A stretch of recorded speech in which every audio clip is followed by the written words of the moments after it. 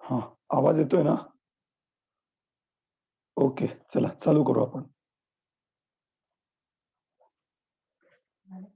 तीन भुवन में सार वीतराग विज्ञान शिव स्वरूप शिव का नमः त्रियोग समारिके.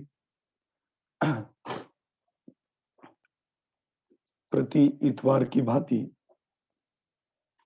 आज अपनी चर्चा कुछ विशेष विषय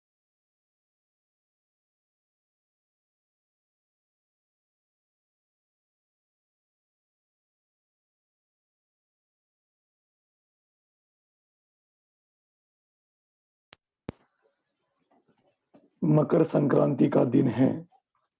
आप सबको विदित ही है। वैसे मकर संक्रांति है तो सुबह बढ़िया-बढ़िया कपड़े पहन के, गहने वगैरह पहन के, बढ़िया सज-धज के आप मंदिर में गए होंगे। मंदिर के दर्शन भी किए होंगे और शाम के समय, दोपहर में समय जो भी मिले होंगे या मिलने के लिए जाने वाले होंगे, उनको आपने तिल गुड़ दिया होगा और मीठी बोलने की बात भी की होगी। वास्तव में मकर संक्रांति हर साल में एक बार आती है और मकर संक्रांति के दिन आजकल जीव सोचने भी लग गए कि संक्रांति है। संक्रांति कहते ही सबके दिमाग में धर्म के बेस पे एक ही बात आती है कि संक्रांति के दिन भरत चक्रवर्ती अपने छत पे खड़े होके सूर्य विमान में होने वाले अकृत्रिम जिनालय का दर्शन करता है। ऐसे ही आज भी उसने किया होगा।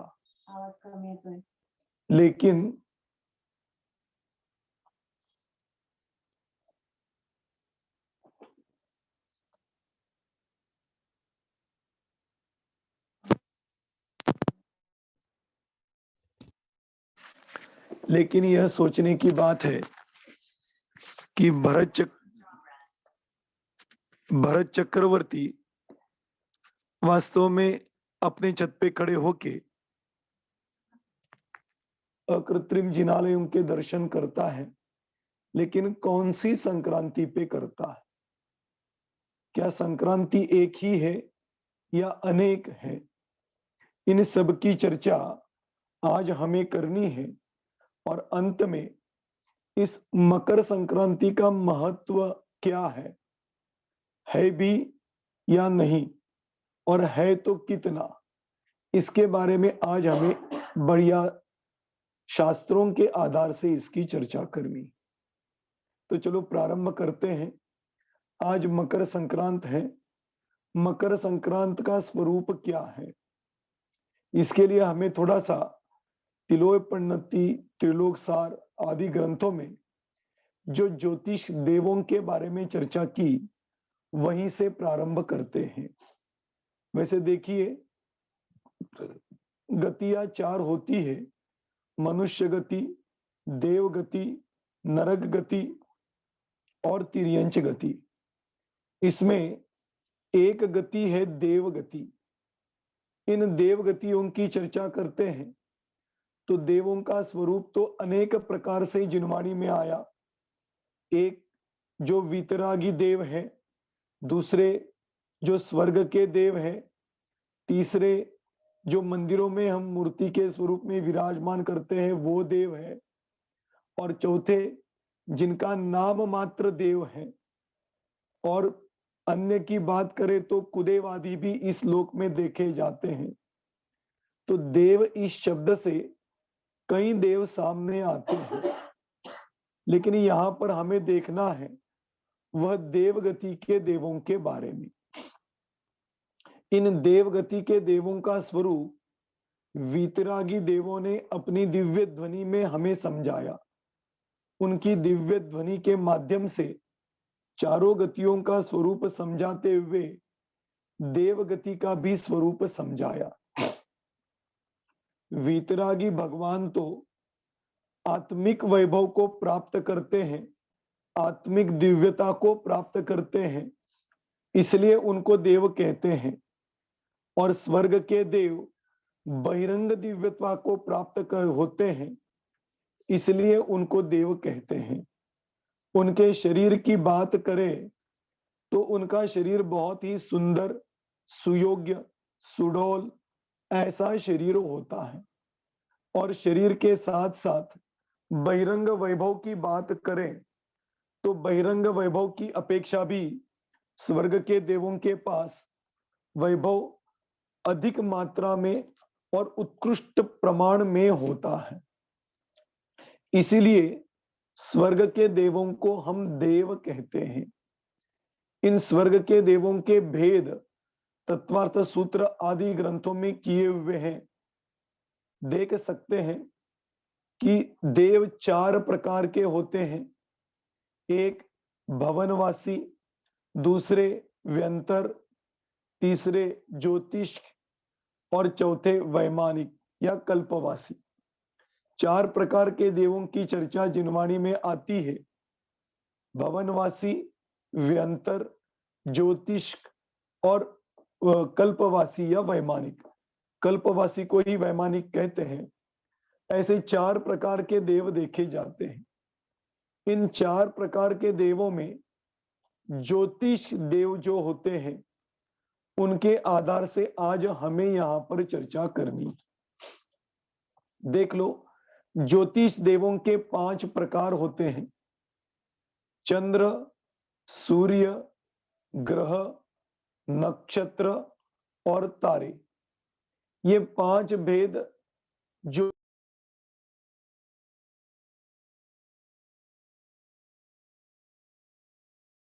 इन 5 भेदों में पहला आता है चंद्र, जो कि ज्योतिष देवों में इंद्र कहा जाता है। दूसरा नंबर होता है सूर्य, जो कि प्रतिंद्र कहलाता है। तीसरा ग्रह, चौथा नक्षत्र और 5 तारे। ये ज्योतिष देवों के मूल भेद हैं। इन 5 भेदों में मूल ये समझने की बात है कि ये 5 प्रकार के देव हमें दिखाई देते हैं वो नहीं है, बल्कि हमें दिखाई देते हैं वे तो उनके विमान हैं। जैसे सुबह सुबह सूर्योदय होता है, आप छत पे खड़े होके देख लो तो आपको सूर्य दिखाई देता है। सूर्य तो दिखाई देगा, लेकिन सूर्य देव नहीं दिखाई देगा। रात में छत पे खड़े हो जाओ तो चंद्र दिखाई देगा, लेकिन चंद्र देव नहीं दिखाई देगा। बीच बीच में ग्रह दिखाई देंगे, कोई ग्रह दिन में दिखते हैं, कोई रात में दिखते हैं। नक्षत्र और तारे, तारे तो चमकते हुए रात में हमें दिखाई देते हैं। तो ये सब जो भी हमें दिखाई देता है, ये उनके विमान हैं। उन विमानों में उनके भवन होते हैं और उन भवनों में वह देव रहते हैं। जैसे चंद्र, चंद्र विमान में चंद्र का एक नगर बसा हुआ है। उस नगर में मूल इंद्र होता है, जिसका भवन बीच में होता है, और बाजू के परिवार देवों का भवन उस भवन के बाजू में होता है। ऐसे चंद्र विमान में पूरा का पूरा उनका नगर बसा हुआ है। सूर्य विमान में उनका पूरा का पूरा नगर बसा हुआ है। अब इनकी भी चर्चा हमें करनी है। कर्म प्राप्त हर इतवार के दिन अपना विषय चल रहा था नरक के बारे में। यह नरक का प्रकरण पूरा होने के बाद हम देवों की चर्चा करने वाले हैं। उसमें इसकी बड़े विस्तार के साथ चर्चा करने वाले हैं। आज इतना समझना कि हम देखते हैं वो सूर्य विमान है और उस विमान में उनके नगर बसे हुए हैं और नगरों में वहां के इंद्र, प्रतिंद्र आदि रहते हैं। ऐसे ही ग्रह, शनि ग्रह है, बुध ग्रह है, गुरु ग्रह है, ये सब ग्रह भी विमान है। उसमें उनके नगर है और उसमें वो देव रहते हैं। ऐसे ही नक्षत्र और तारे, ये पांचों के पांचों विमान हैं। इन विमानों की चर्चा तिलोय पन्नति में की है। यदि गोला हो या बॉल हो, बॉल को बीच में से काट दिया जाए तो नीचे से गोल और ऊपर से प्लेन, यह जो आकार तैयार होता है, निर्माण होता है, ऐसे इन ज्योतिष देवों के विमान हैं। सभी विमान गोलाकार है और नीचे से अर्धवर्तुलाकार है। आ गया समझ में? हम जब भी फोटो देखते हैं विमानों के तो बढ़िया सोने के विमान दिखाई देते हैं, विविध आकार के विमान दिखाई देते हैं। ऐसे ज्योतिषियों के विमान है ही नहीं।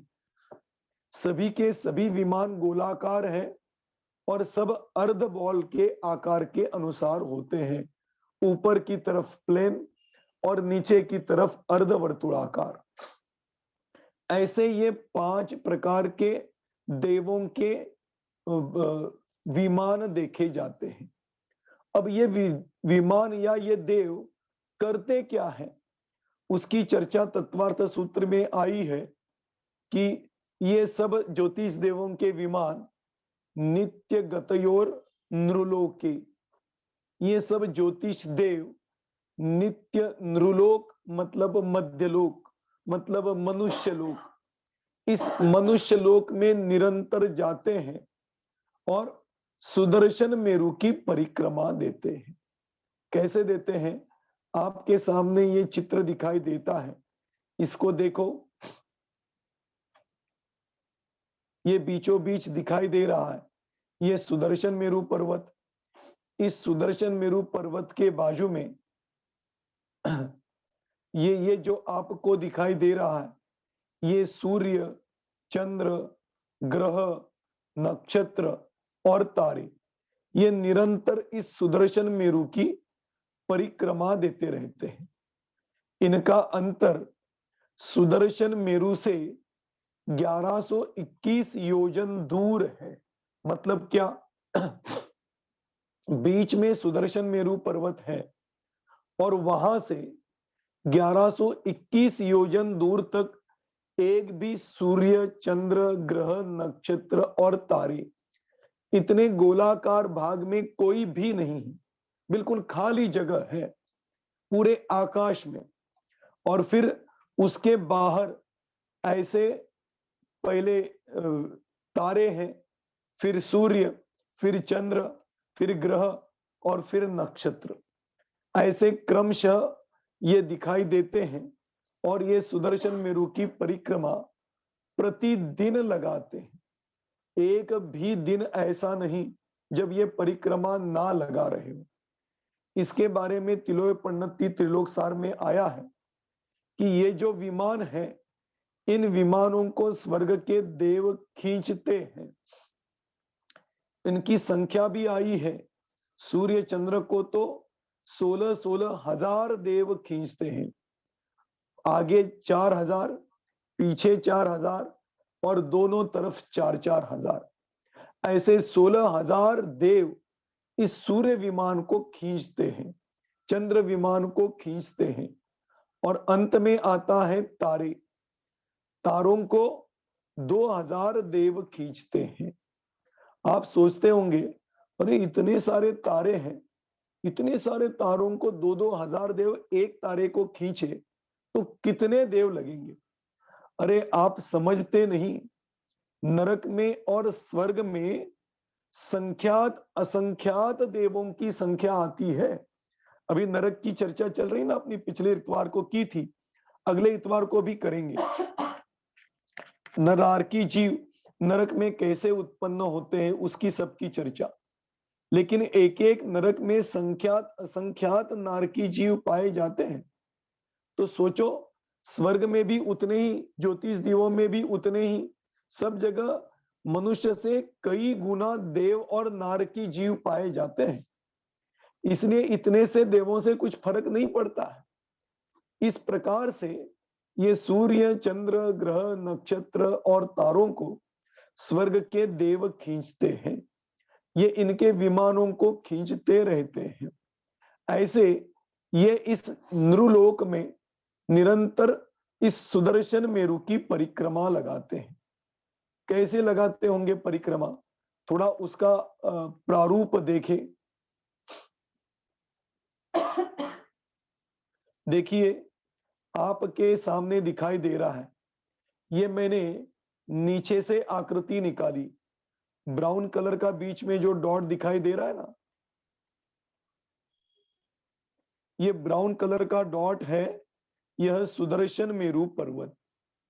और इस सुदर्शन मेरु पर्वत की ये आकाश में सूर्य, चंद्र, ग्रह, नक्षत्र और तारे ऐसी सुदर्शन मेरु की निरंतर गोल गोल रूप में परिक्रमा लगाते रहते हैं।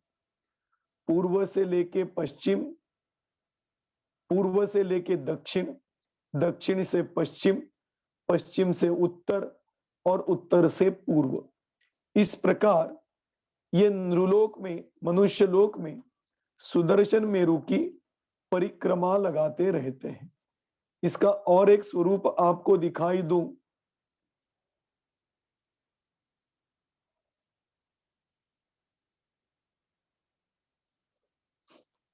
ये देखिए, ये आपको दिखाई दे रहा है जम्बू द्वीप।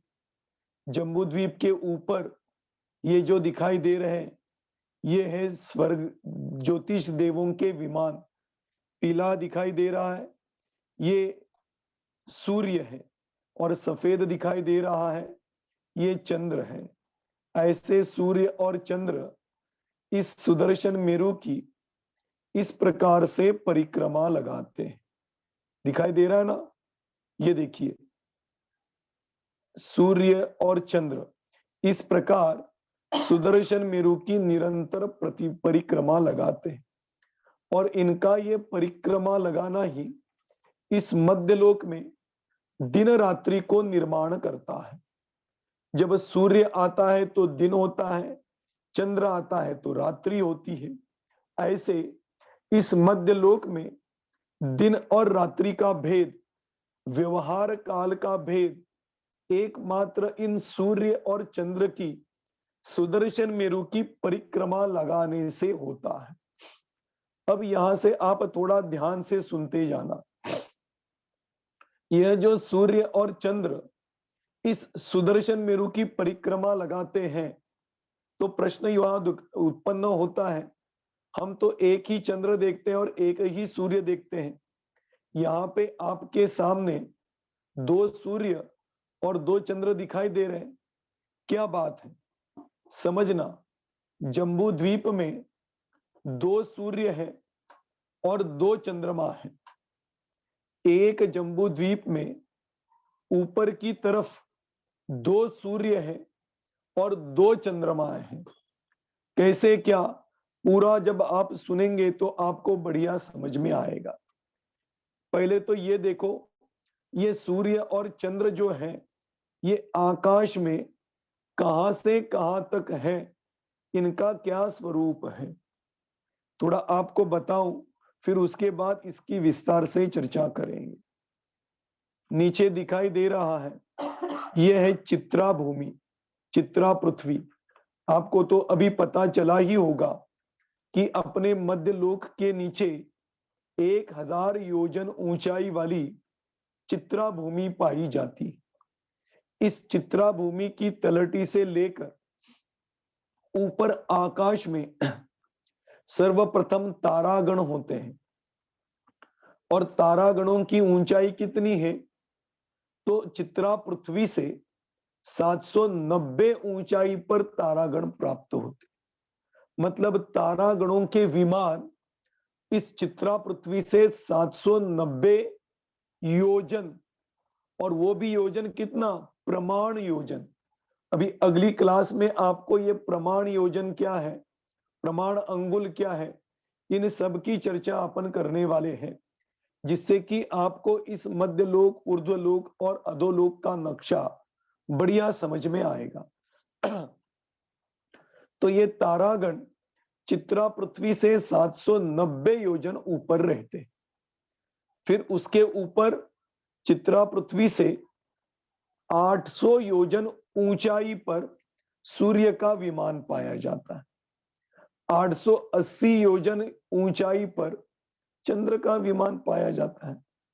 फिर 884 योजन ऊंचाई पर नक्षत्र पाए जाते हैं। उसके बाद 888 योजन के ऊपर बुध ग्रह पाया जाता है। 891 योजन के ऊपर शुक्र, 894 पे गुरु, 897 पे मंगल और 900 योजन ऊपर कहां से?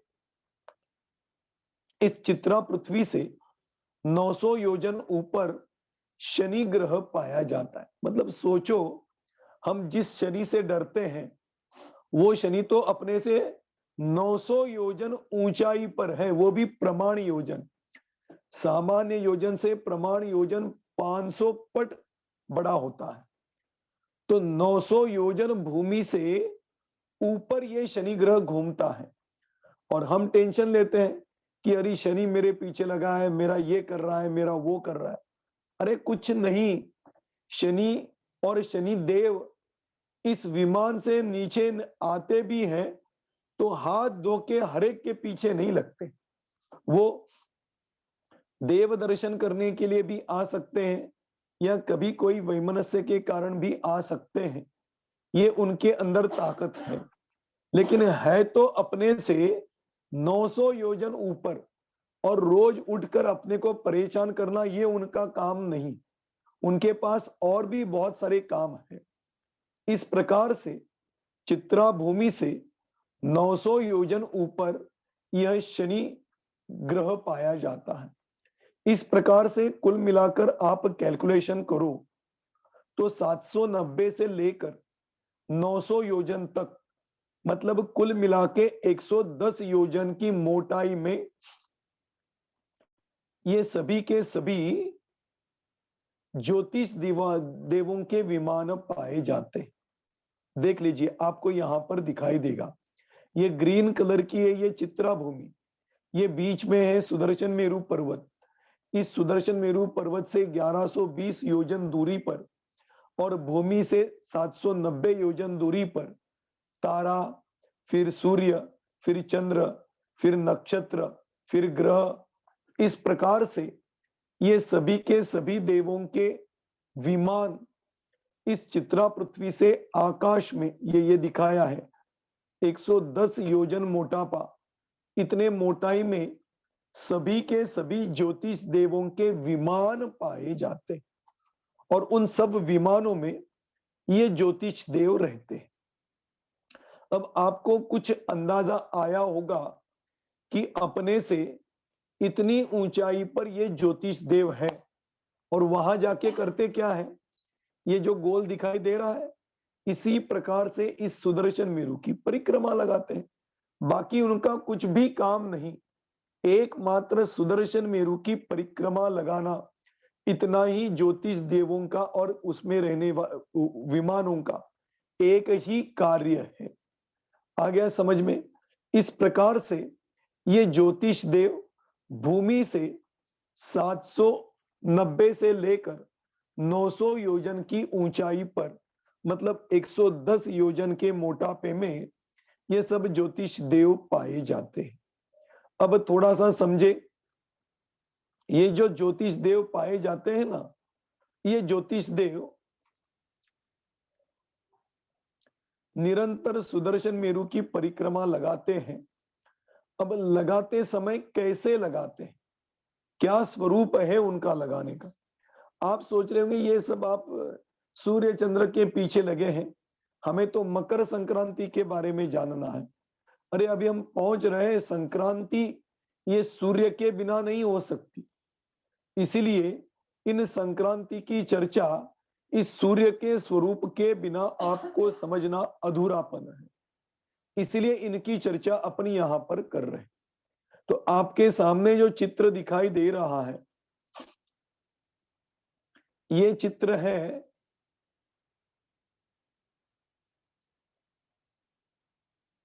इस सूर्य के घूमने के गति का। गति मतलब उसका रास्ता। देखो, मैं पहले कुछ शास्त्रीय शब्द बोलता हूं, फिर नॉर्मल शब्दों को भी उसका अल्टरनेट बताऊंगा।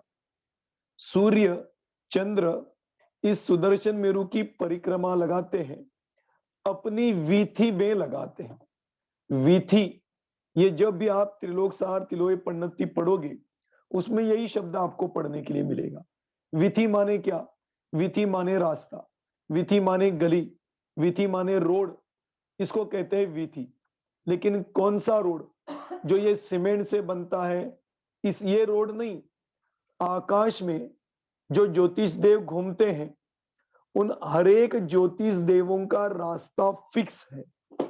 कभी भी एक भी ज्योतिष देव गलती से भी दूसरे के रास्ते में नहीं जाते।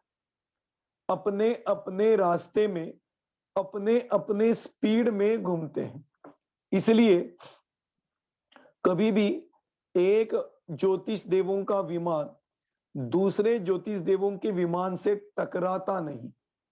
क्यों नहीं टकराता? उसका कारण भी यह है कि वे अपने अपने रास्ते में अपने अपने गति से घूमते रहते। अब वही यहां पर मैं आपको दिखाने जा रहा हूं। यह है जम्बू द्वीप, जो ब्राउन कलर की बाउंड्री दिखाई दे रही ना, ये है जम्बू द्वीप। इस जम्बू द्वीप के बाहर आपको ब्लू कलर कुछ दिखाई दे रहा है। ये ब्लू कलर क्या है? ये है लवण समुद्र। ब्राउन ब्राउन कलर है, यहां तक है जम्बू द्वीप, और उसके बाहर है लवण समुद्र। ये मैं क्यों दिखा रहा हूं वो मैं आपको बताना चाहता हूं। देखो, ये जो ब्राउन कलर की लास्ट बाउंड्री है, ये है जम्बू द्वीप की बाउंड्री, और अंदर की तरफ ब्राउन कलर की एक बाउंड्री, मतलब बीच में ब्राउन कलर का पट्टा दिखाई दे रहा है। ये ब्राउन कलर का पट्टा क्या है? ये ब्राउन कलर का पट्टा जो है ना, ये है सूर्य विमान की आकाश में घूमने की जम्बू द्वीप में होने वाली वीथियां। मतलब जम्बू द्वीप 1,00,000 योजन चौड़ा है। उसकी बाउंड्री से अंदर की तरफ आप आओ तो देख लो, आगे दिखाता हूं, समझ में आएगा। ये देख लो, ये जम्बू द्वीप की बाउंड्री, उससे 180 योजन अंदर तक ये सूर्य चंद्र इनके विमान घूमते हैं।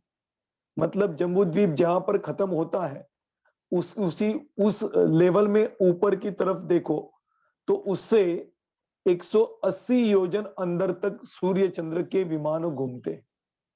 इसको कहते हैं उसका चार क्षेत्र। चार मतलब चरण, चरण मतलब घूमना, तो घूमने के क्षेत्र को कहते हैं चार क्षेत्र। तो जम्बू द्वीप की बाउंड्री से 180 योजन तक ही सूर्य चंद्र घूमते हैं, उसके अंदर की तरफ बिल्कुल भी नहीं। 180 योजन उनका लास्ट पॉइंट है, इसके अंदर वो नहीं आते। और बाहर की तरफ जाओ तो जम्बू द्वीप की बाउंड्री से लेकर अंत लवण समुद्र में कितनी दूर तक घूमते हैं? तो बताया 330 योजन, इतने अंदर तक लवण समुद्र में वो चले जाते हैं। मतलब क्या हुआ?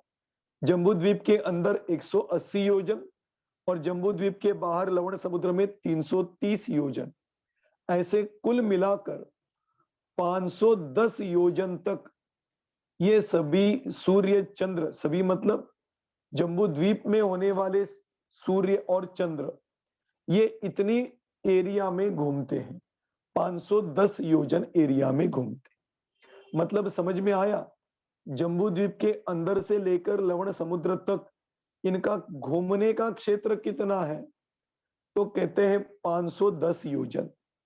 510 योजन से बाहर नहीं जाते और 510 योजन से अंदर भी नहीं आते। आ गया समझ में? इस प्रकार से ये जम्बू द्वीप और लवण समुद्र, इनके बीच में घूमने वाले सूर्य चंद्र, इनका रास्ता है। इसमें पहली वीथी जो अंदर की तरफ की बाउंड्री है, बीच वाली वीथी जो लवण समुद्र के बीच में है, और अंतिम वीथी जो लवण समुद्र की बाउंड्री है। मतलब लवण समुद्र में 330 योजन ये उसकी अंतिम विथि हुई। और जम्बूद्वीप के अंदर की तरफ 180 योजन पर उसकी पहली विथि हुई। और 510 का बीच सेंटर निकालो तो कितना हो गया? 255। तो 255 योजन पर जो ये विथि है इसको कहते हैं मध्य विथि। आ गया समझ में? ऐसे ये सूर्य और चंद्र जम्बूद्वीप में 180 योजन में घूमते हैं और लवण समुद्र में 330 योजन पर घूमते हैं। कुल मिला के 510 योजन इनका घूमना है।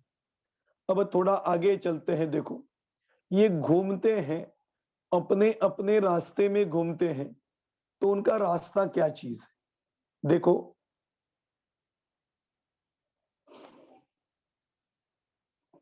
आपके सामने ये गोल दिखाई देते हैं, एक एक की चर्चा करें। ये बीच में ब्राउन कलर का डॉट दिखाई दे रहा है, ये सुदर्शन मेरु पर्वत। इस सुदर्शन मेरु पर्वत से बाहर की तरफ देखे तो यहां पर ये एक पट्टा दिखाई दे रहा है आपको। ये पट्टा मतलब क्या? कि जो सूर्य विमान है उसकी जितनी चौड़ाई है उतनी चौड़ाई का आकाश प्रदेशों में एक गोलाकार वर्तुल होता है। वो जो वर्तुल है इसको कहते हैं सूर्य की प्रथम विथि। समझ में आया कि सूर्य का जितना विमान है उतना आकाश का जो क्षेत्र है उस क्षेत्र को कहते हैं सूर्य की प्रथम विथि। ऐसे ही सूर्य घूमते घूमते ये ब्राउन कलर की अगली दूसरी विथि, ऑरेंज कलर की तीसरी विथि, ग्रीन कलर की चौथी विथि, येलो कलर की पांचवी विथि, ऐसे क्रम प्राप्त 510 योजन में इस सूर्य की 180 विथियां हैं। अब थोड़ा समझना कि ये 180 विथि माने क्या? सूर्य 184। देखो, सूर्य जब भी इस सुदर्शन मेरु पर्वत के बाजू में घूमेगा तो ये इस प्रकार से राउंड गोलाकार अवस्था में घूमेगा। फिर दूसरी विथि में जाएगा तो यहां पर भी गोलाकार अवस्था में घूमेगा। फिर तीसरी विथि में जाएगा तो यहां पर भी ऐसी गोलाकार अवस्था में घूमेगा।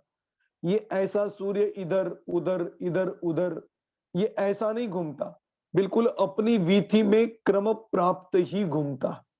ऐसे भी नहीं कि आज पहली विथि में है कल चौथी विथि में चला गया, फिर परसों तीसरी विथि में आ गया, अरे मैं भूल गया, चलो मैं फिर तीसरी विथि में जाता हूं। ऐसा नहीं, ये क्रम से ही घूमेगा।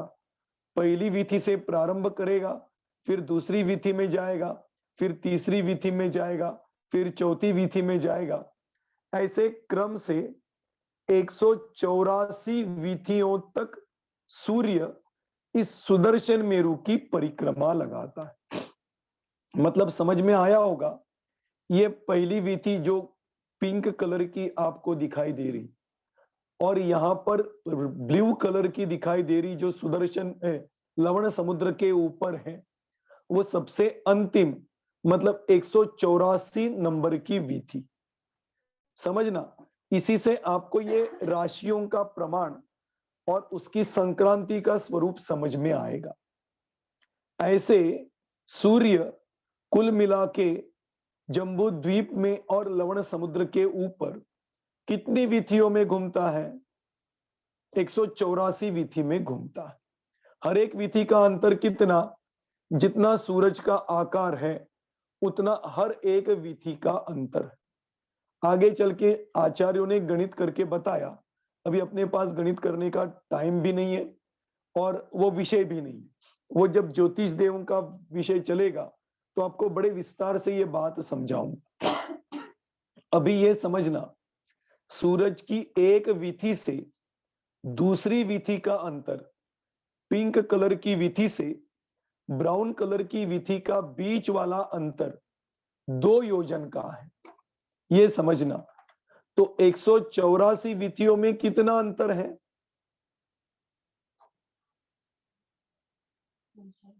183। कैसे? अब समझना, एक विद्यार्थी खड़ा है और दूसरा विद्यार्थी उसके पीछे खड़ा है, बीच में कितना गैप है? एक। तीन विद्यार्थी खड़े हैं, कितने गैप हो गए? दो। चार विद्यार्थी खड़े हैं, कितने गैप हो गए? तीन। ऐसे ही 184 विधियां हैं, तो उसमें गैप कितने होंगे? 183। आ गया समझ में? इसलिए 184 विधि में 183 गैप है और हर गैप का अंतर 2 योजन का है। मतलब विधि का अंतर सूर्य के प्रमाण और गैप का अंतर 2 योजन। ऐसे कुल मिला के 510 योजन में 184 विधियां हैं और 184 विधि में सूर्य घूमता रहता है। अब थोड़ा ये घूमने का स्वरूप समझ लो।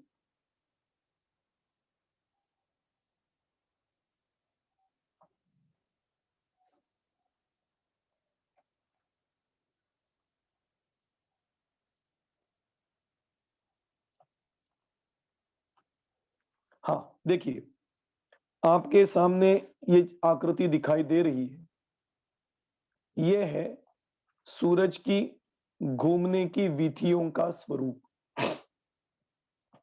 ये काला दिखाई दे रहा है, ये है जम्बूद्वीप, और ब्लू कलर का दिखाई दे रहा है, ये है लवण समुद्र।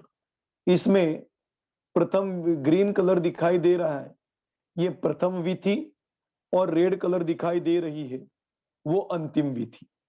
अब ये कलर वगैरह देख के आप सोच रहे होंगे यार इनकी विधियों के कलर भी ऐसे ही होंगे, ऐसे ही झकपक सब विधियां होंगी, चकाचक विधियां होंगी। अरे नहीं, ये तो आपको समझाने के लिए।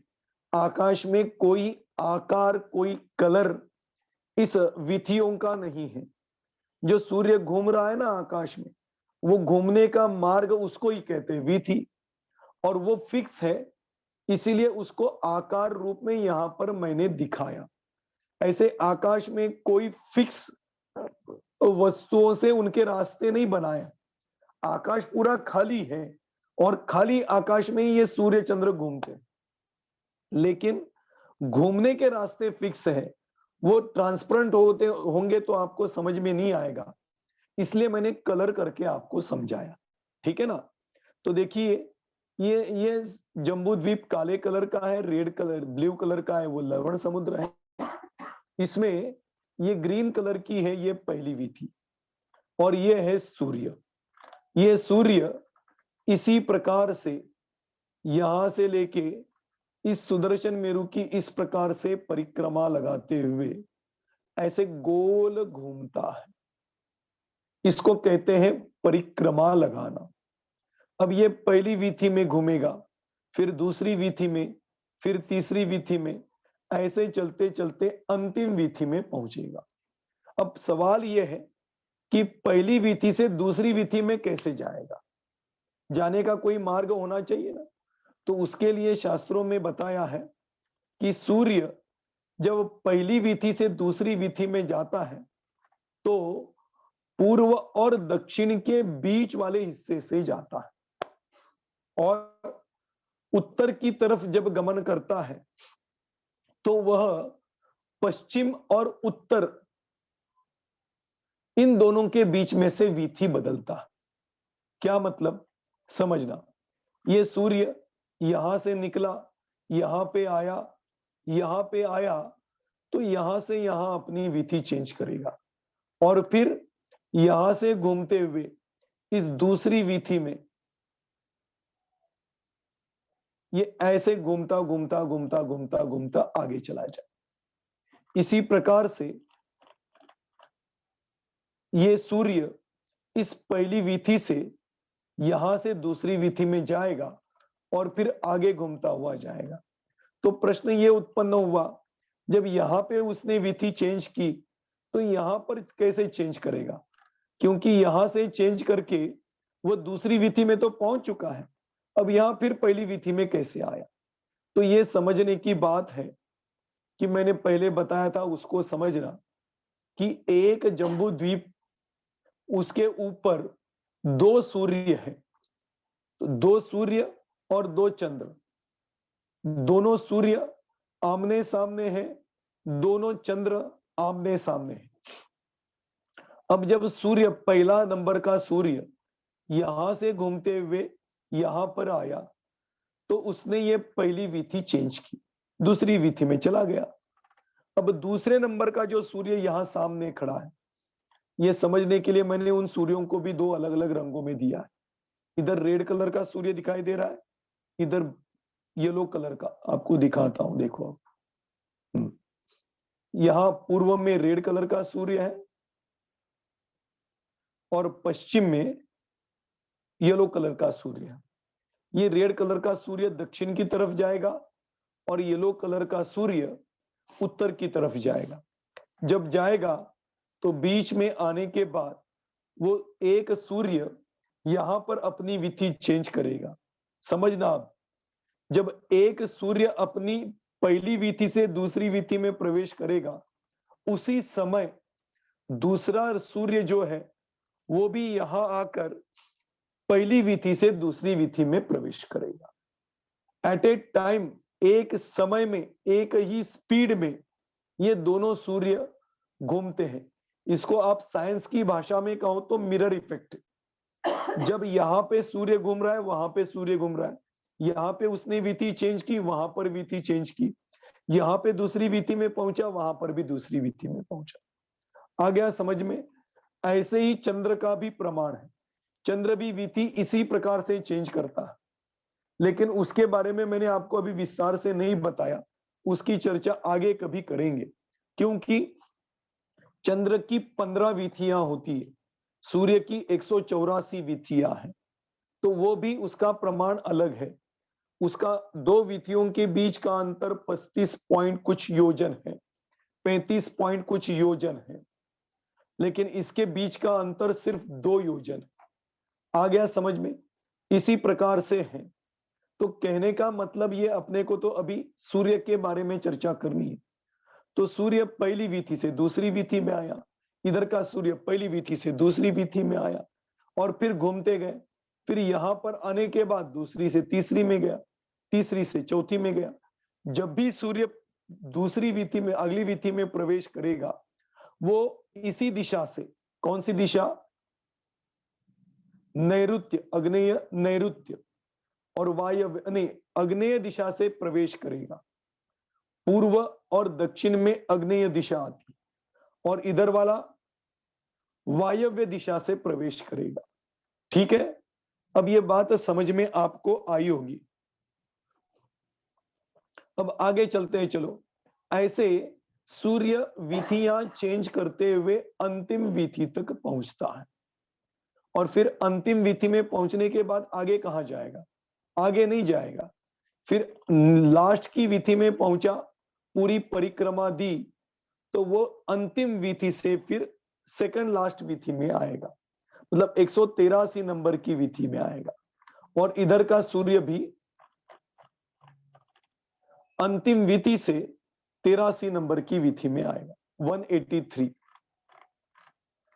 और फिर वहां पे घूमेगा।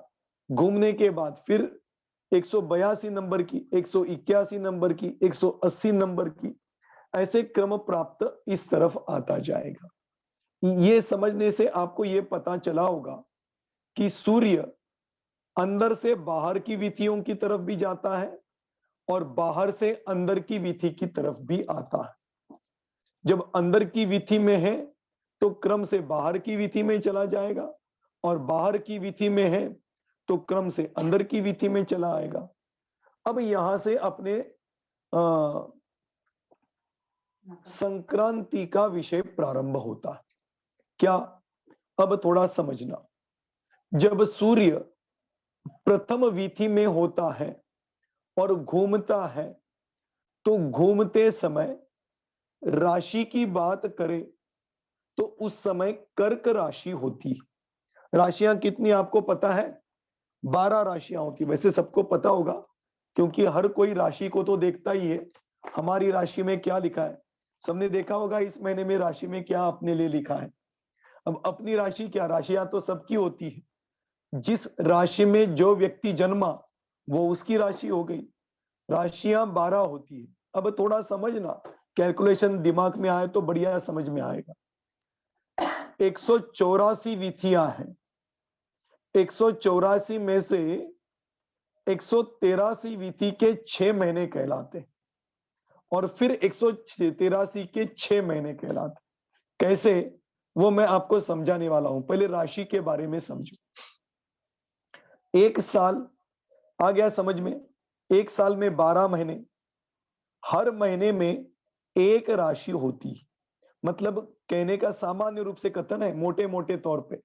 जब बारीकी से कैलकुलेशन करोगे तो आगे पीछे थोड़ा बहुत हो सकता है, लेकिन मोटे तौर पे यदि आप समझो तो एक राशि जब प्रारंभ होती है तो वो राशि एक महीने तक चलती। एक महीना खत्म होने के बाद दूसरी राशि प्रारंभ होती, फिर वो महीना भर चलेगी। उसके बाद तीसरी राशि प्रारंभ होगी, वो महीना भर चलेगी। ऐसे कुल मिला के एक साल में 12 महीने हैं, हर महीने में एक राशि, तो 12 राशियां होती है। आ गया समझ में? अब थोड़ा ये समझ लो, जब सूर्य अंदर की वीथी में है और यहां पर सूर्य का उदय हो रहा है, तब उदय होते समय सूर्य जिस राशि में होता है उस राशि का आरोप उस सूर्य के उस गति के ऊपर किया जाता है। माने क्या, थोड़ा समझो। सूर्य अंदर की वीथी में है, घूम रहा है। घूमते घूमते जब वह निषद पर्वत के ऊपर आएगा तो निषद पर्वत के ऊपर सूर्य का उदय होता है। और जब सूर्य का उदय होता है तब उस समय राशि में प्रवेश करता है। कौन सी राशि? उस राशि का नाम है कर्क राशि। उसी का दूसरा अल्टरनेट नाम कर्कट भी है। तो कर्क राशि, जब कर्क राशि में सूर्य होता है, प्रवेश करता है, तो यहां से एक महीने तक वो राशि चलेगी। ठीक। अब जब वो कर्क राशि मतलब प्रथम वीथी वाली राशि में प्रवेश करके जब निषद पर्वत पर आता है तो यहां पर, कहां पर, यहां पर भरत क्षेत्र में, जहां पर चक्रवर्ती का महल है, अयोध्या नगरी, और अयोध्या नगरी में महल, उस महल पर खड़े होके चक्रवर्ती निषद पर्वत पर उगने वाले उस सूर्य के दर्शन करता है। उसको भी देख लो। सामान्य रूप से उसका विस्तार हमने पिछली बार भी किया था, आज उसका विस्तार हमें नहीं करना है।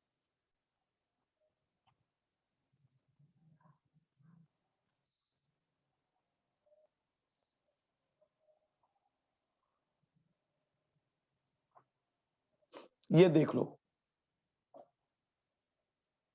ये है हमारा जम्बू द्वीप का आधा हिस्सा। इस आधे हिस्से में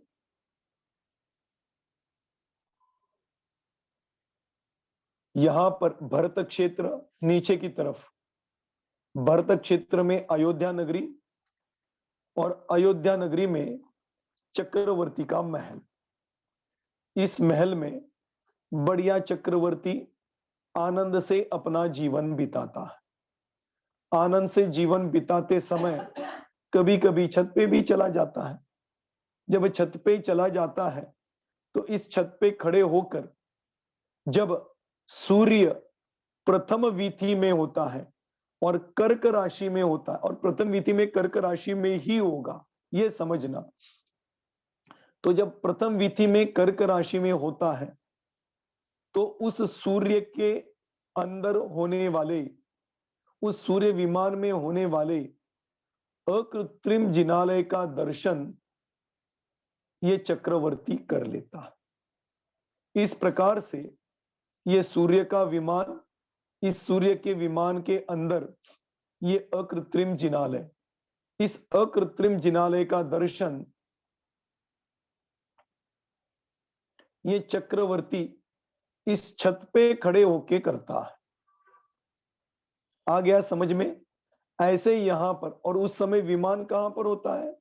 कौन सा? सूर्य का विमान की बात कर रहा हूं। सूर्य का विमान इस निषद पर्वत के ऊपर होता है। इस निषद पर्वत के ऊपर प्रथम वीथी में, कर्क राशि में जब सूर्य होता है, तब ये चक्रवर्ती यहां पर खड़े होके इस सूर्य में होने वाले अकृत्रिम जिनालय के दर्शन कर लेता है। ये हो गई कर्क संक्रांति। आ गया समझ में? क्योंकि इसी दिन कर्क राशि में सूर्य का प्रवेश होता है, इसलिए उसको कहते हैं कर्क संक्रांति। संक्रांति मतलब बदल, संक्रांति मतलब परिवर्तन, संक्रांति मतलब चेंज, संक्रमण। तो जब चक्रवर्ती सूर्य जब एक राशि से दूसरी राशि में प्रवेश करता है, उसको कहते हैं संक्रांत। तो साल में कितने संक्रांत है? अरे जब 12 राशियां हैं तो 12 संक्रांतियां होती, लेकिन 2 संक्रांति की चर्चा अधिक आती है, एक कर्क संक्रांति, एक मकर संक्रांति। क्यों? क्योंकि कर्क संक्रांति तो पहली वीथी में होती और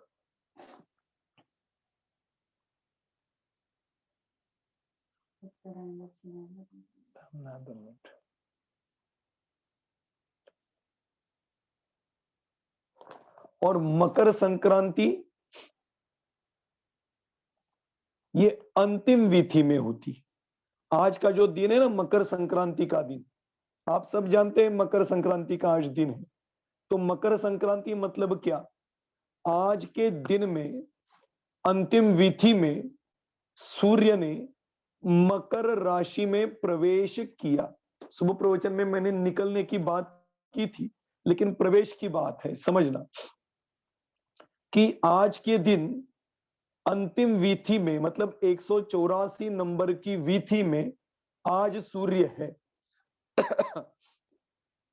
और उस वीथी में मकर राशि में उसने प्रवेश किया, इसलिए उसको कहते हैं मकर संक्रांति। कौन सी? कल तक कौन सी राशि थी? तो बताया जाता है धनु राशि थी। तो कल तक धनु राशि थी, उस धनु राशि से उस सूर्य ने क्या कहते हैं, मकर राशि में प्रवेश किया और मकर राशि में प्रवेश किया, इसलिए उसको कहते हैं मकर संक्रांति। देखो, 2 प्रकार से ज्योतिष लोग चर्चा करते हैं, उसका सामान्य मैं बताऊं यहां पे कि एक चंद्र के आधार से ज्योतिष कहने की विधि है और एक सूर्य के आधार से ज्योतिष कहने की विधि है। यहां पर संक्रांति की चर्चा हम सूर्य के आधार से कर रहे हैं। आ गया समझ में? इसीलिए सूर्य ने अंतिम वीथी में मकर राशि में आज प्रवेश किया, इसलिए इसको कहते हैं मकर संक्रांति। अब देख लो, सूर्य का गमन प्रथम वीथी से अंतिम वीथी में होता है और अंतिम वीथी से प्रथम वीथी की ओर बढ़ता है। जब प्रथम वीथी से अंतिम वीथी की ओर बढ़ता है तो इसको कहते हैं दक्षिणायन। दक्षिण क्यों? क्योंकि ये समझना, हम जम्बू द्वीप में हैं,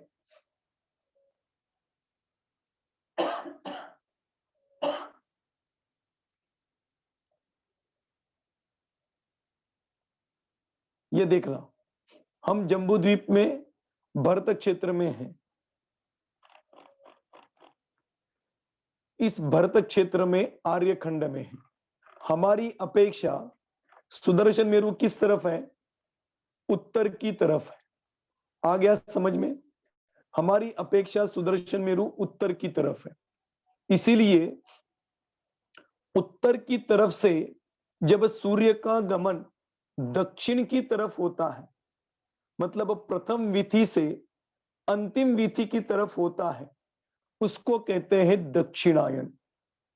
और अंतिम वीथी से जब प्रथम वीथी की ओर होता है तो दक्षिण में होने वाली अंतिम वीथी उससे उत्तर की तरफ हो रहा है, इसलिए उसको कहते हैं उत्तरायण। क्योंकि ये उत्तरायण दक्षिणायन कथन हम भरत क्षेत्र में रहते तो हमारी अपेक्षा वो कथन किए गए, इसीलिए प्रथम विधि से अंतिम विधि की तरफ जाए तो दक्षिणायन, अंतिम विधि से प्रथम विधि की ओर चलना शुरू हो तो उसको कहते हैं उत्तरायण। तो अब चलो इधर आ जाओ, यहां पर देखना,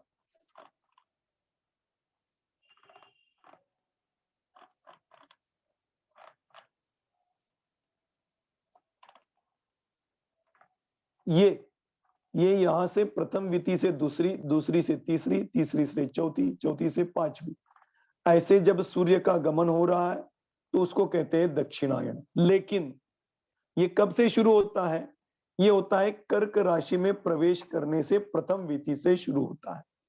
इसलिए प्रथम विधि से ये दक्षिणायन शुरू होता है और अंतिम विधि से उत्तरायण शुरू होता है, जो कि आज का दिन है। आज के दिन से उत्तरायण प्रारंभ हुआ। अब ये थोड़ा सा समझना, से समय तो हो रहा है लेकिन समझना तो बढ़िया विषय है। ये प्रथम विधि है, ये अंतिम विधि है। प्रथम विधि से अंतिम विधि संख्या में देखें तो 184 नंबर की विधि है, ये प्रथम विधि। प्रथम विधि से 183 नंबर की विधि तक जाता है तो 6 महीने कंप्लीट हो जाते हैं। इसलिए उत्तरायण में 183 दिन होते हैं। समझना, विधियां कितनी है? 184, लेकिन मैंने दिन कितने बताए? 183। एक दिन कहां गायब हो गया? समझना, जब दक्षिणायन प्रारंभ हुआ है मतलब पहली विधि से अंतिम विधि की ओर गमन हो रहा है, तो 183 नंबर की विधि में पहुंचेगा तो वो 183 दिन हो जाएंगे। 183 दिन ये एक क्या कहते हैं, उत्तरायण का भेद है, उत्तरायण की संख्या है, जो कि हम 6 महीने कहते हैं। और फिर अंतिम विधि में है तो अंतिम विधि से उत्तरायण प्रारंभ होता है। क्यों ऐसे कहा मैं आपको, आप जब अभी टाइम नहीं है नहीं तो आपको कैलकुलेशन करके बताता। एक साल में 365 दिन होते हैं और 183 प्लस 183 करो, कितने हो गए? 366 दिन हो गए। कि 366 दिन में एक दिन कहां बढ़ता है? वो इसलिए बढ़ता है, सामान्य कह दूं कि जब सूर्य पहली विधि से दूसरी विधि में गमन करता है तो ये 2 योजन का अंतर है ना, सबके 2 योजन के अंतर का टाइम प्लस किया जाए तो एक दिन बढ़ता है। वो एक दिन 186 हो जाता है, एक 366 दिन हो जाते हैं। लेकिन उत्तरायण में और दक्षिणायन में 183 दिन ही होते। क्यों? यदि 184 पकड़ोगे तो पहली विधि से अंतिम विधि पूरी घूमनी पड़ेगी तो 184 हो जाएगा, और फिर दक्षिणायन में भी 184 पकड़ना है तो उसी विधि को सूर्य को दोबारा घूमना पड़ेगा। मतलब अंतिम विधि में सूर्य को 2 बार घूमना पड़ेगा, तब 184 हो जाएगा। और प्रथम विधि में भी 2 बार घूमना पड़ेगा तो 184 हो जाएगा। लेकिन सूर्य एक विधि में एक बार में एक समय में एक ही बार घूमता है। इसीलिए 183 दिन तक दक्षिणायन माना गया और 184 विधि से उत्तरायण माना गया। इसीलिए अब ये मैंने मूल बात तो आपको समझाई, इससे आपको पता चलेगा कि आज का ये जो मकर संक्रांति का दिन है ना, इस समय में सूर्य ये अंतिम विधि में है और अंतिम विधि में होने के कारण आज से उत्तरायण प्रारंभ हो गया। अब देखना, उत्तरायण प्रारंभ हो चाहे दक्षिणायन प्रारंभ हो, हमें उससे क्या लेना देना। मेन बात तो ये है ना, आज का क्या महत्व है। कई बार कहीं पेपर में वगैरह आपने पढ़ा होगा कि उसके कई भौगोलिक महत्व, कहीं ऐतिहासिक महत्व, कहीं धार्मिक महत्व भी बताए गए हैं। जैसे भागीरथ की कहानी उनमें आती है कि भागीरथ ने वो गंगा यहाँ पर लेके आए थे और यहाँ पर पहुंची तो आज के दिन ही पहुंची। दूसरी बात ये आती है कि भीष्म, महाभारत तो देखा है ना, देखा भी है, पढ़ा तो नहीं होगा, देखा ही होगा आपने। तो महाभारत में भीष्म था, तो भीष्म के बारे में आता है कि भीष्म जो मृत्यु थी उसकी इच्छा मृत्यु थी, वो चाहे इच्छा करेगा तभी मरेगा, तब तक नहीं मरेगा। तो वो जो शरशैया पर लेटा हुआ था, तो कहा जाता है कि वो जो भीष्म था उसने आज के दिन ही देह का त्याग किया। ऐसे कई ऐतिहासिक, कई धार्मिक कथाएं इसके साथ जुड़ी है, लेकिन जिन धर्म के आधार से ऐसी कोई कथा इसके साथ नहीं जुड़ी। तो फिर आज के दिन का महत्व क्या, क्यों आज के दिन का महत्व, ये समझना, थोड़ा सा मैं आपको समझाऊं। देखना, जितने भी धार्मिक बड़े बड़े कार्यक्रम होते हैं, वे कार्यक्रम उत्तरायण में किए जाते हैं, दक्षिणायन में नहीं। क्यों? पंचकल्याणिक वगैरह मोस्टली, अधिकतर उत्तरायण काल में किए जाते हैं, दक्षिणायन काल में नहीं। क्यों? वो देखना, जब सूर्य दक्षिणायन में मतलब प्रथम विधि से बाहर की तरफ जाने लगता है, तो दिन छोटे होने लगते हैं, रात बड़ी होती। और जब बाहर से अंदर की तरफ आता है, अब इसके भी गणित है, सब कैलकुलेशन अभी बताना संभव नहीं, लेकिन समझना, जब सूर्य अंदर की तरफ होता है प्रथम विधि में, तो 12 घंटे की रात होती है, और कितने घंटे बचे? घंटे की बात नहीं, तिलोय पन्नति में मुहूर्त की बात बताइए। घंटे तो 24 ही होते हैं दिन में, लेकिन यहां पर मुहूर्त की बात बताई। एक राउंड पूरा करने के लिए एक सूर्य को 60 मुहूर्त लगते हैं, तो आधा राउंड पूरा करने के लिए 30 मुहूर्त एक सूरज को लगते हैं। तो आधे राउंड में यह सूर्य 30 मुहूर्त तक गमन कर सकता है। 30 मुहूर्त में 12 मुहूर्त की रात होती है और 18 मुहूर्त का दिन होता है। क्या बताया? समझ में आया? ये जो सूर्य, दो सूर्य है ना, एक सूर्य यहां पर है और एक सूर्य यहां पर है। ये सूर्य यहां से यहां आने के लिए 30 मुहूर्त लगते हैं, और यहां से यहां जाने के लिए 30 मुहूर्त लगते। 30 मुहूर्त में से अंदर की वीथी में हो तो 18 मुहूर्त का दिन होता है और 12 मुहूर्त की रात होती है। और सूर्य जब अंतिम विधि में, मतलब आज के दिन है, तो आज के दिन 18 मुहूर्त की रात है और 12 मुहूर्त का दिन है। आप जानते ही है, सर्दी के दिनों में दिन छोटे होते हैं, रात्रि बड़ी होती है। और आज से ये सूर्य उत्तरायण में आना प्रारंभ हुआ, तो क्या हुआ? तो अपने आप दिन का बढ़ना प्रारंभ हुआ और रात का घटना प्रारंभ हुआ। तो पहली विधि में 12 मुहूर्त की रात और 18 मुहूर्त का दिन, और अंतिम विधि में 18 मुहूर्त की रात, 18 मुहूर्त की रात और 12 मुहूर्त का दिन, बिल्कुल उल्टा होता है। तो आज से जब 183 नंबर की विधि में आया, तो आज से दिन का बढ़ना प्रारंभ हुआ। दिन का बढ़ना प्रारंभ हुआ मतलब सूर्य का ज्यादा देर तक टिकना प्रारंभ हुआ, मतलब अपने जीवन में प्रकाश अधिक रहेगा, अंधेरा कम रहेगा, उत्कर्ष अधिक होगा और अधोगति कम होगी। ये उसका एक प्रतीक है, ये कोई नियम नहीं है, लेकिन प्रतीक है। तो प्रतीक की अपेक्षा आज से दिन का बढ़ना मतलब अपने जीवन में उत्कर्ष का बढ़ना प्रारंभ हुआ और अपकर्ष का घटना प्रारंभ हुआ। और अंतिम विधि, प्रथम विधि से अंतिम विधि की तरफ आता है, तो अंधेरे का बढ़ना प्रारंभ हुआ और प्रकाश का घटना प्रारंभ हुआ। ये एक प्रतीकात्मक है। इसीलिए ये समझ के चलना कि आज के दिन से आपको स्वाध्याय के लिए दिन अधिक मिल रहा है और सोने के लिए रात कम मिल रही। तो दिन बढ़ता जाएगा तो आपको धर्म क्रियाएं करने का मौका अधिक मिल रहा, आत्म कल्याण का मौका अधिक मिल रहा है। इसलिए आज से उत्कर्ष करने की क्रियाओं के लिए समय अधिक मिलेगा, इसलिए इसको कहते हैं उत्कर्ष का काल। आ गया समझ में? इसीलिए, और दूसरी बात यह भी है कि सूर्य अंतिम विधि से प्रथम विधि की ओर जा रहा है, मतलब सुदर्शन मेरु की ओर जा रहा। और सुदर्शन मेरु पे तो 16 अकृत्रिम जिनालय है, वह तो पूज्य है। ऐसे पूज्य स्थान की ओर बढ़ रहा है, मतलब अच्छाई की ओर बढ़ रहा है, इसलिए भी इसको उत्तरायण को उत्कृष्ट माना जाता है। आ गया समझ में?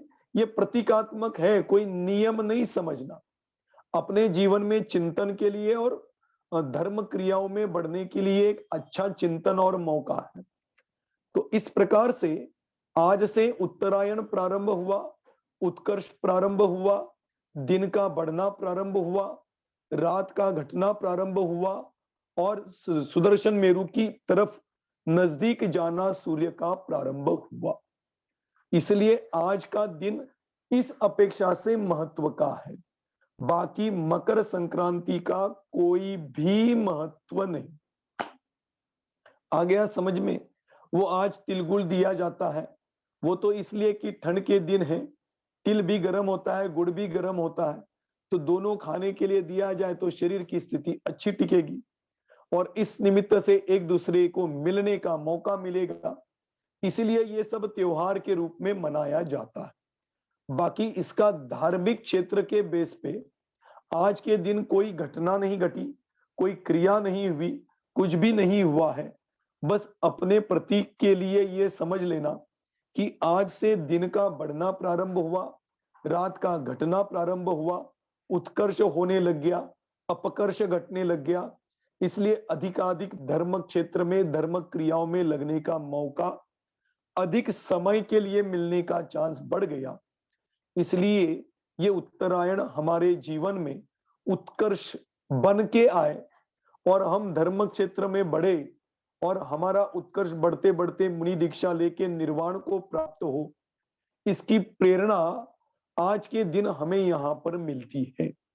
इसी निमित्त से ये मकर संक्रांति यहाँ पर आती है और इसको त्योहार रूप में लौकिक क्षेत्र में मनाया जाता है। आ गया समझ में? ऐसे कर्क संक्रांति अलग, मकर संक्रांति अलग। कर्क संक्रांति में सूर्य में होने वाले अकृत्रिम जिनालय को चक्रवर्ती देखता है, लेकिन मकर संक्रांति में कतई देख नहीं पाता है। मात्र चक्रवर्ती नहीं, चक्रवर्ती जैसे महापुरुष, ऐसा उल्लेख त्रिलोक सार में आया है। तो ऐसे महापुरुष सिर्फ कर्क संक्रांति में सूर्य विमान में होने वाले अकृत्रिम जिनालय का दर्शन करते हैं, मकर संक्रांति में कर नहीं सकते, क्योंकि चक्षु इंद्र की मर्यादा कर्क संक्रांति में सूर्य उदय के समय में जितना अंतर है उतनी ही है, उससे अधिक अंतर पे वो दर्शन नहीं करता। इसलिए दूसरी विधि में जाने के बाद भी वह सूर्य के दर्शन नहीं कर पाता। तो आज के दिन तो क्या करेगा? नहीं कर पाएगा। आ गया समझ में? ऐसे ये कर्क संक्रांति और मकर संक्रांति होती है। ये दो संक्रांतियों के अलावा बाकी की भी संक्रांतियां होती है। ये समझना, दक्षिणायन में 6 राशियां हैं और उत्तरायण में 6 राशियां हैं। दक्षिणायन की 6 राशियां कर्क राशि से प्रारंभ होती है और उत्तरायण की 6 राशियां मकर राशि से प्रारंभ होती। इसी क्रम से एक एक राशि आती है। ऐसे एक साल में 12 राशि होती है। उस राशि में जन्म हुआ तो वो राशि आपकी कहलाएगी। ऐसे ये सब ज्योतिष देवों के द्वारा किए गए कैलकुलेशंस, गणित है और उसके द्वारा इस त्रिलोक सार और तिलोय पंडिती में बताए हुए विषयों के आधार से इसको समझ के हम ये समझें कि इनको समझ के हमें करना क्या है। करना ये है कि ऐसे स्वर ज्योतिष देवों में सूर्य विमान के उत्तरायण दक्षिणायन होते हैं, ऐसे ही हमारे जीवन में धर्म का उत्तरायण बने, धर्म का उत्कर्ष हो, धर्म की क्रियाओं में बढ़े, आत्मा की ओर बढ़ते हुए सुदर्शन मेरु जैसे स्थिर आत्मा को हम प्राप्त कर लेवे और अपना कल्याण कर लेवे, ये आज के दिन से लेने की प्रेरणा है। इस भावना से इन सबको समझ के जो इसमें प्रवृत्त होगा वह निश्चित रूप से अपना कल्याण अवश्य ही कर लेगा। इतना कह के आज का विषय यहीं पे रुकते हैं। एक दो तीन लोगों के हैंड रेज हैं। श्रुतेश संघवे, हाँ आप अनम्यूट कर लीजिए अपने को। आज के दिन भरत चक्रवर्ती ने जिन बिंब का दर्शन किया था? नहीं, यही तो मैंने अभी समझाया। आज के दिन भरत चक्रवर्ती जिन दर्शन कर ही नहीं सकता, वो तो मात्र कर्क संक्रांति के दिन ही कर सकता है।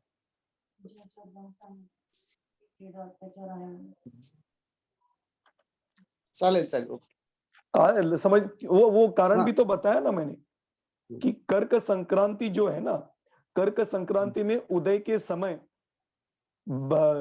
अयोध्या से सूर्य के उदय का जितना अंतर है उतना ही चक्षु इंद्रिय की मर्यादा अधिक से अधिक होती है, इसलिए कर्क राशि में दर्शन करता है, आज के दिन नहीं। ठीक है, ओके, आलं लक्षात। चला पुढं विद्या मेत्रे जी, आप अपने को अनम्यूट कर लीजिए। जय जिनेंद्र सर। जय जिनेंद्र। हा, आता हा मकर संक्रांतीचा दिवस कसा फिक्स असतो 14 किंवा 15 जानेवारी, हाँ तसा कर्क संक्रांतीचा पण दिवस फिक्स असतो का इंग्रजी देखिए, अभी वो भी विषय था, मैंने सुबह पढ़ा था, लेना संभव नहीं था इसलिए नहीं लिया, कि हर कर्क संक्रांति और मकर संक्रांति का डेट थोड़ी सी आगे पीछे हो जाती है। क्यों? क्योंकि एक दिन बढ़ता है ना, मैंने अभी आपको बताया था, तो एक दिन के कारण साल में जैसे ही एक दिन बढ़ेगा तो उसकी अपेक्षा से, तो देखो उसमें बताया कि 5 साल में 2 महीने बढ़ते हैं। तो वो जो बढ़ते हैं ना, उसके कारण वो दिन थोड़ा सा आगे पीछे होता है। लेकिन वो कौन कौन से दिन हैं, ये तिलोय पंडित त्रिलोक सार में कैलकुलेशन करके बताया है कि आज अभी देखो वो उसमें एक शब्द का प्रयोग आया, मेरे को भी याद नहीं आ रहा है। 5 साल का मिलके एक आयन होता है, तो ये एक आयन में आयन प्रारंभ होता है, वो आज के दिन हुआ है। मतलब क्या, थोड़ा ये समझा दो तो आपको समझ में आएगा। आज जो है ना, देखो मैं आपको बताऊं, माघ कृष्ण अष्टमी है, तो माघ कृष्ण सप्तमी का अंत ये मकर संक्रांति का प्रारंभ का समय है। क्या कहा, समझ में आया? नहीं आया समझ? मैं आपको आ गया ना समझ में? तो कल का अंतिम समय था, वो माघ कृष्ण सप्तमी का समय था। और जब आयन प्रारंभ होता है, कौन से उत्तरायण का आयन प्रारंभ होता है, तो वो पहला होता है माघ कृष्ण सप्तमी का अंत का समय, वह मकर संक्रांति के प्रारंभ का समय। तो आज से दक्षिणायन प्रारंभ हुआ, ये 5 साल तक एक आयन कहलाता है। तो वो 5 साल में से आज पहला है उत्तरायण, सॉरी दक्षिणायन नहीं, उत्तरायण। तो ये आज पहला है। अगली बार जब उत्तरायण आएगा तो डेट चेंज हो जाएगी, उसके अगली बार आएगा तो डेट चेंज हो जाएगी, उसके अगली बार आएगा तो डेट चेंज हो जाएगी। लेकिन 5 साल के बाद जब 6ठे साल में फिर उत्तरायण प्रारंभ होगा, तो वो आज के दिन ही प्रारंभ होगा। आ गया समझ में? सर मला म्हणायचं होतं की कर्क संक्रांतीचा दिवस पण असा फिक्स असतो का? नहीं, वो भी चेंज होता जाएगा। कर्क संक्रांति भी ऐसे हर साल चेंज होती जाएगी, ऐसे ही मकर संक्रांति भी चेंज होगी और 5 साल के बाद फिर उसी डेट पे आएगी। अच्छा, धन्यवाद सर। जय जिनेंद्र सर। जय जिनेंद्र। अब राजेंद्र जी आप अनम्यूट कीजिए। आवाज आ रही सर? हाँ आ रही। जय जिनेंद्र पंडित जी। जय जी। आपने आज दूसरी बार ये प्रवचन सुना इस विषय पर। आज क्लैरिटी बहुत बढ़ गई। आपने बराबर समझाया कि ये अगले 6 महीने पंच कल्याण, बड़ा दिन, उत्कर्षण, प्रतीकात्मक चीजें बहुत अच्छी तरह समझ में आ गई। परंतु एक बात जरूर समझ आई कि आज के दिन कर्क रेखा पर आया है और मकर रेखा की तरफ जा रहा है। 6 महीने बाद मेरे अंदाजे 25 जून को जो सबसे बड़ा दिन होता है वो मकर में पहुंच जाएगा। तो और ये आप हमारे उल्टा साइंस बोले। वाले क्या, नहीं, आज मकर में है, फिर कर्क में पहुंचेगा। परंतु अपने ज्योग्राफी वाले कि आज कर्क रेखा पर आया है और मकर की तरफ जाएगा। अपने ज्योग्राफी में साइंस हाँ वाले ये बताते हैं। हाँ, यानी बराबर। आज कर्क रेखा पर पहुंचा है और कर्क अच्छा, रेखा से मकर की तरफ जाएगा। इसके लिए मकर संक्रांति इसलिए कहते हैं कि कर्क से मकर की ओर मुड़ रहा है, यानी उत्तरायण की ओर मुड़ रहा है। तो हाँ मेरे मन में शंका ये हुई कि भरत जी को कर्क संक्रांति के दिन 14 जनवरी के दिन उनको हाँ पृथ्वी से सूर्य नजदीक हुआ, इसलिए हाँ, दर्शन किए। पर हम बराबर। साइंस और भूगोल पढ़ते हैं तो 25 जून को वो बताते कि सूर्य पृथ्वी से सबसे ज्यादा नजदीक होता है, इसलिए गर्मी भी बढ़ती है। तो हाँ, हमारे मन में ये विचार आता है कि भरत जी को 25 जून के दिन सूर्य ज्यादा नजदीक होना था। ये थोड़ा सा भ्रम हो रहा है पंडित जी, बाकी आपने बहुत अच्छा समझाया सर। देखिए, ये साइंस का कैलकुलेशन समझ लो कि वो सूर्य चंद्र मान ही रहे हैं जो सूर्य चंद्र नहीं है उसको, और उसके आधार से उन्होंने ये सब कैलकुलेशंस किए। तो उसका गलत कहने की बजाय ये डिफरेंस तो दोनों में हमेशा बना रहेगा। जब तक दोनों का उद्देश्य और वस्तु एक नहीं होगी तब तक दोनों में थोड़ा सा डिफरेंस तो बना ही रहेगा। पर सर एक उत्तर समझ में आया कि निषद पर्वत से सुबह सूर्योदय के समय पृथ्वी अयोध्या से बहुत नजदीक होती है, इसलिए उनको आंखों से दर्शन हुआ। ये बात तो बहुत लॉजिकल लग रही सर। और पर वो ये कर्क रेखा प्रवचन से है ना, अपना जो ये YouTube पे प्रवचन है उसमें से 25 नंबर का प्रवचन है जिसपे मैंने 27 जिसके अंदर अपन ने कर्क संक्रांति और चक्रवर्ती का सूर्य दर्शन में डिटेल्स में वर्णन किया कि वो अंतर कितना है, क्या है, वो सब उसमें आएगा। आपने तो एक बार सुना है, लेकिन जिन्होंने नहीं सुना या जो सुनना चाहते हैं वो एक बार वो 27वें प्रवचन को सुनेंगे तो उनको और अच्छा क्लियर हो जाएगा। पर आज क्लैरिटी बढ़ गई सर मेरी। चलो बढ़िया है, आपको लाभ मिल गया आज के दिन। तो आपके जीवन में ये ज्ञान का उत्कर्ष आज से शुरू हो रहा है, बहुत बढ़िया बात है। आपके आशीर्वाद। चलिए कुलभूषण जी, आप अपने को अनम्यूट कीजिए। हाँ, जय जिनेन्द्र। हाँ, जैसा कि आपने बताया है कि ये सूर्य चंद्र विधेयक इस सुमेरु पर्वत से 1100 योजन दूरी के ऊपर भ्रमण करते हैं। हाँ, तो 1100 योजन का जो डिस्टेंस है वो थोड़ा मुझे नहीं जम रहा है। मेरे हिसाब से कहाँ संकोच में गलत है, क्योंकि वैसा तो वो आखिरी यानी भरत क्षेत्र के वहां पर है 180 योजन बोले तो। और हाँ, तो मैं वही बता रहा हूँ, सुनिए। अभी आप देखिए, ये आपके सामने है चित्र, ये जो रेड कलर दिखाई दे रहे हैं ना, ये 1120 योजन है। अच्छा, शास्त्रों में उल्लेख ऐसा है, ये 1120 योजन सूर्य के लिए नहीं है, क्योंकि सूर्य की वीथियां तो जम्बू द्वीप से अंत से 180 अंदर है। हाँ हाँ, और ये सुदर्शन मेरु तो अंतिम बाउंड्री से कम 1 लाख को आधा करो तो 50,000 हुआ। 50,000 में से 5,000 माइनस करो तो 45,000 तक तो सुदर्शन मेरु पर्वत है। बराबर। 45,000 में से 1120 माइनस कर दो तो 45,000 में से आपको मोटे तौर पे 1,000 माइनस कर दो तो 44,000 हुए। तो 44,000 तो ये जम्बू द्वीप की बाउंड्री से अंदर की तरफ हुआ, लेकिन विधि तो 180 योजन ही है। तो ये इसलिए ये है कि 1120 योजन तक ग्रह, नक्षत्र और तारे भी नहीं होते, इसके बाहर होते, ये उन्होंने प्रमाण बताया। अच्छा, ये सबके लिए है, सूरज के लिए नहीं है, सूरज चंद्रमा के लिए नहीं है। तो सुदर्शन मेरू से बहुत दूर है। यही यही बोल रहा हूँ। क्योंकि वो ठीक है ना? करीबन वो 40,000 योजन के दूर दिख रहा है, और वो बिल्कुल 1100 सुना था, इसलिए कंफ्यूज हुआ था। नहीं नहीं, अब आ गया बाकी सब समझ में। ज्योतिष के लिए, हाँ हाँ हाँ, वो बाकी सब ज्योतिष को मिला के कहा है कि वो 1100 योजन के अंदर नहीं आते, उसके बाहर रहते हैं। बाहर ही रहते हैं बस। हाँ, ठीक है, ठीक। और कोई है प्रश्न? नहीं, चलिए। अब ये सुप्रिया जी ने बीच में कुछ मैसेज डाला था मेरे को, कहाँ गई? हाँ वो पूछ रही थी विथी मीन्स, मैंने मैसेज जवाब दिया मार्ग, पाथ, रूट। अच्छा, वही हाँ, उनका प्रश्न था क्या? वही आप प्रश्न अनम्यूट था, कीजिए वही अपने को। विथी विथी मतलब क्या, वही प्रश्न था। अच्छा अच्छा, ठीक राजेंद्र ठीक। साहब ने बताया कि मार्ग, अच्छा, पथ, विधि मतलब मार्ग, रास्ता। मार्ग। हाँ, थैंक यू। ठीक है, चलिए। और किसी के है क्या राइज हैंड? नहीं,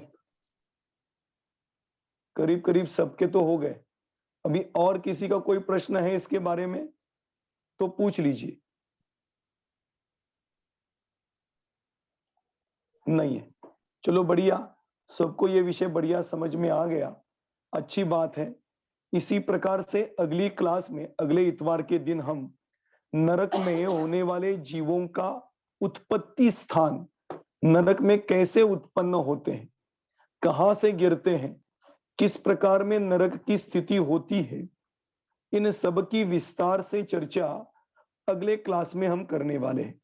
उसमें उस नारकी जीवों की ऊंचाई, ऊंचाई के बाद वो नरक की ऊंचाई वो कितनी लंबी चौड़ी है, इन सब की, और नारकी जीवों के आवागमन की चर्चा कि नरक में कैसे आते हैं और नरक से कैसे बाहर जाते हैं, और किस प्रकार के नारकी कितने काल में कैसे उत्पन्न होते हैं, इसको कहते हैं आवागमन। ये थोड़ा गोमड़सार, धौला और तिलोय पन्नति के आधार से चर्चा करेंगे। बहुत बढ़िया विषय है, समझने लायक विषय है और समझ में आएगा ऐसा विषय है। ये सब हम ये 3D के द्वारा ही देखेंगे तो जल्दी समझ में आ जाए।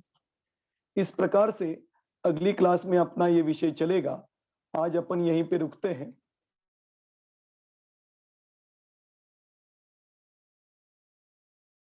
के ज्ञान से सूझे लोकालो, सोवाणी मस्तक नमो सदा देत हूँ। 9 बार नमोकार मंत्र।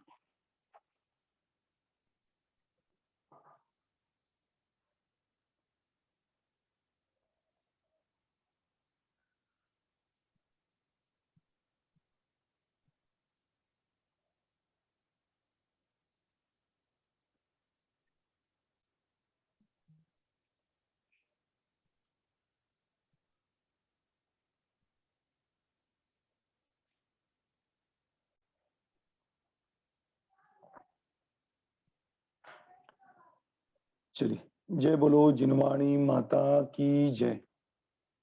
जय हो। चला, सबको सादर जय जिनेन्द्र।